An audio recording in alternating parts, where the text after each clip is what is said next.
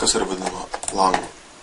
Langu yra vadinama bet kuris aplankas arba programa, kuri veikia šiuo metu kompiuteryje. Langą reikėtų suprasti kaip tokį kontūrą, kuriame viskas yra pavaizduojama. Kokie veiksmai gali būti atliekami su langais? Su langais galime atlikti keletą veiksmų. Vienas iš jų keisti lango padėtį ekrane.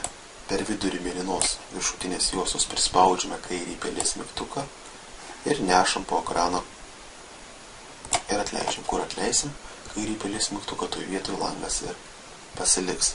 Taip mes pakeičiam jo padėtį.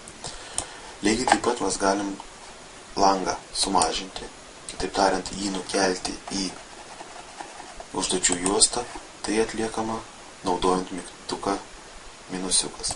Norint atgal pakelti langą vėl į matomą darbalaukį, į matomą vietą, spaudžiam užduočių juostų vieną kartą kairiuoju pelės mygtuku ant to lango pavadinimo, mano kompiuteriu šiuo atveju. Mygtukas kvadratėlis padidina lango dydį iki viso ekrano. Mygtukas 2 kvadratėliai grąžina langą į prieš tai buvusį dydį. Raudonas mygtukas X reiškia uždaryti langą. Lango dydį į plotį galima keisti šitaip.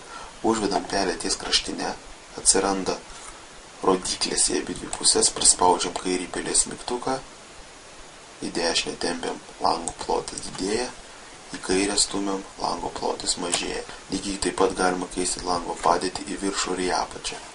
Užvedam pelę ties kraštinę, atsiranda dvi rodiklės į priešingas pusės, prispaudžiam kairį pelės mygtuką, tempiam į viršų langas didėja, tempiam į apačią langas mažėja. Lygiai taip pat mes galim langą keisti proporcingai.